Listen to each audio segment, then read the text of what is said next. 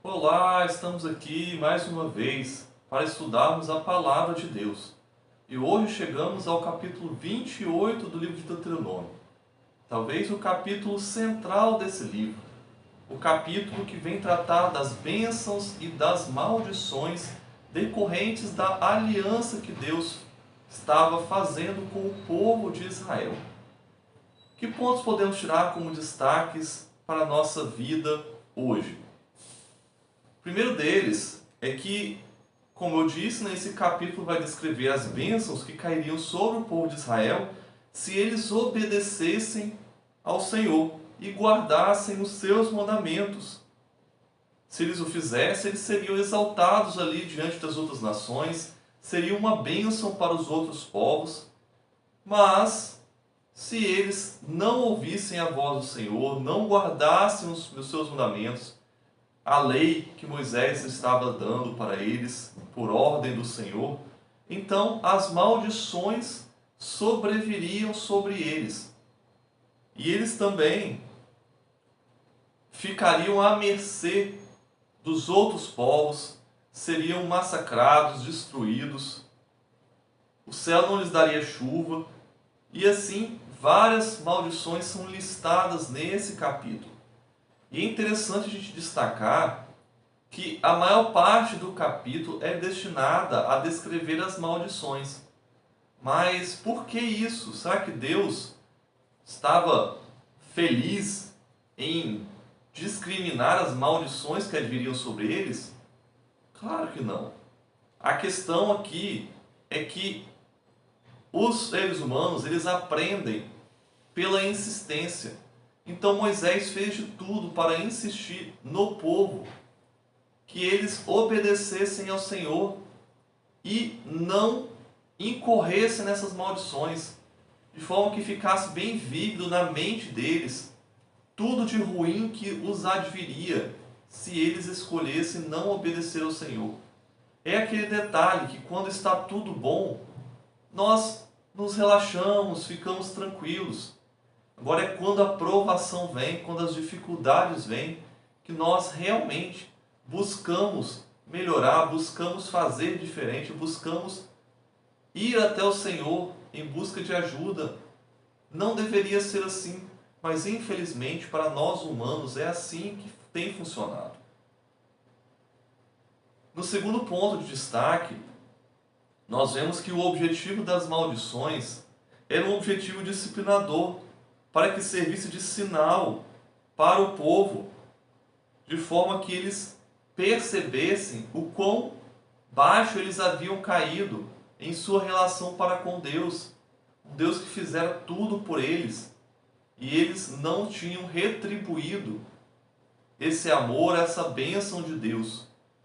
Então eles deixaram de servir ao Senhor enquanto estava tudo bem, na abundância de comida, na abundância de fartura, sua família sendo abençoada, sua terra sendo abençoada por Deus, e eles não desejaram servir ao Senhor, apesar de não ser um serviço pesado. E agora eles teriam que servir a outros povos. Eles haviam trocado o serviço ao Senhor, que era um serviço bom e abençoado, por um serviço agora que iria para a destruição, para a escassez, para a falta de tudo. E aí, ao eles perceberem isso, eles deveriam realmente se lembrar do que Deus havia dito para eles, que essa seria a consequência dos seus atos errados. E no terceiro e último ponto que eu gostaria de destacar para a sua leitura de hoje, é o verso 63. Ele é um pouco destoante do que é ensinado na Bíblia acerca do caráter de Deus. Nele está escrito que assim como o Senhor tinha prazer em fazer bem a eles, em dá-los bênçãos, torná-los numerosos, torná-los fartos, o Senhor também terá prazer em destruir e fazê-los perecer. Mas como é isso? Em outro trecho da Bíblia, lá em Ezequiel 18, não é dito que o Senhor não tem prazer nem na morte do ímpio. Como que podemos entender esse texto? A forma de entender é perceber que essa passagem ela tem o viés humano.